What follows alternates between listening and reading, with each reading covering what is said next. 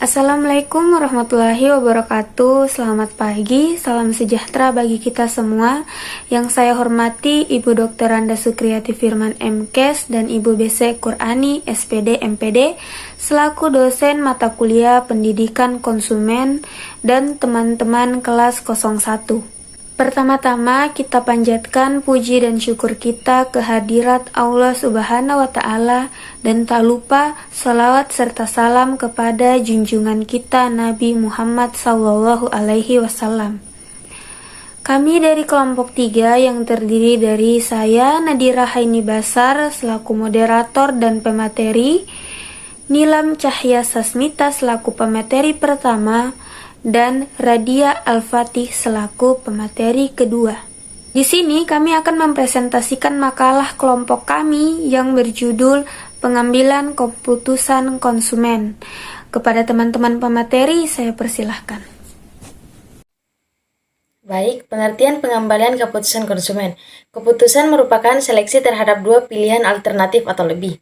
Menurut Setiadi, keputusan pembelian merupakan perilaku konsumen dalam memperlakukan pengembalian keputusan konsumen sebagai pemecahan masalah yang dihadapinya.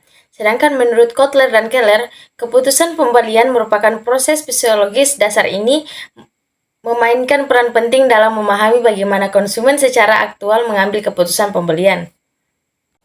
Baik, selanjutnya pengembalian keputusan konsumen. Keputusan konsumen untuk membeli atau tidak membeli suatu produk atau jasa merupakan saat yang penting bagi pemasar, karena keputusan ini dapat menandai apakah suatu strategi pemasaran telah cukup bijaksana, berwawasan luas, efektif, atau apakah terdapat kekurangan dalam perencanaan atau keliru menetapkan sasaran. Proses pengembalian keputusan diawali dengan adanya kebutuhan yang berusaha untuk dipenuhi. Keputusan pembelian akan dilakukan dengan menggunakan kaidah menyeimbangkan sisi positif dengan sisi negatif suatu merek atau compensatory decision rule, ataupun mencari solusi terbaik dari perspektif konsumen atau non-compensatory decision rule yang telah konsumsi akan dievaluasi kembali. Materi selanjutnya yaitu terdapat 4 faktor internal yang mempengaruhi terhadap proses pembuatan keputusan pembelian. 1. Motivasi atau motivation, yaitu merupakan dorongan yang ada dalam diri manusia untuk mencapai tujuan tertentu.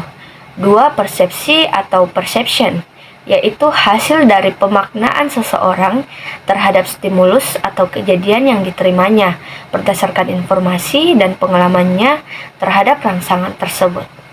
Ketiga, pembentukan sikap atau attitude formation, yaitu merupakan penilaian yang ada dalam diri seseorang yang mencerminkan sikap suka atau tidak suka seseorang akan suatu hal. 4. Integrasi atau integration, yaitu merupakan kesatuan antara sikap dan tindakan. Integrasi merupakan respon atas sikap yang diambil. Perasaan suka akan mendorong seseorang untuk membeli, dan perasaan tidak suka akan membulatkan tekad seseorang untuk tidak membeli produk tersebut. Terdapat 5 tahap pengambilan keputusan konsumen. Pertama, butuh pengakuan. 2. Mencari segala informasi dari berbagai sumber, seperti komersial, pribadi, publik, dan pengalaman. Ketiga, evaluasi alternatif. 4. Keputusan pembelian. 5. Perilaku pasca pembelian. Selanjutnya saya akan membahas mengenai jenis-jenis tingkah laku membeli. Terdapat 4 jenis tingkah laku membeli. Yang pertama, tingkah laku membeli yang kompleks. Ini terjadi jika konsumen amat terlibat dalam pembelian dan mempunyai perbedaan pandangan yang berarti di antara merek. Yang kedua, tingkah laku membeli yang mengurangi ketidakcocokan. Ini terjadi ketika konsumen amat terlibat dalam pembelian barang yang mahal, jarang dibeli, dan berisiko, tetapi melihat sedikit perbedaan di antara merek. Yang ketiga, tingkah laku membeli yang mencari variasi. Situasi ini ditandai oleh keterlibatan konsumen rendah, tetapi perbedaan merek yang dianggap berarti. Dan yang keempat, tinggal laku membeli yang merupakan kebiasaan. Ini terjadi di bawah kondisi keterlibatan konsumen yang rendah dan perbedaan merek yang dirasakan besar.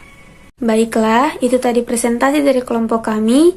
Kami mengucapkan banyak terima kasih atas perhatian dari ibu dosen dan teman-teman sekalian, dan memohon maaf yang sebesar-besarnya apabila ada kesalahan selama presentasi berlangsung.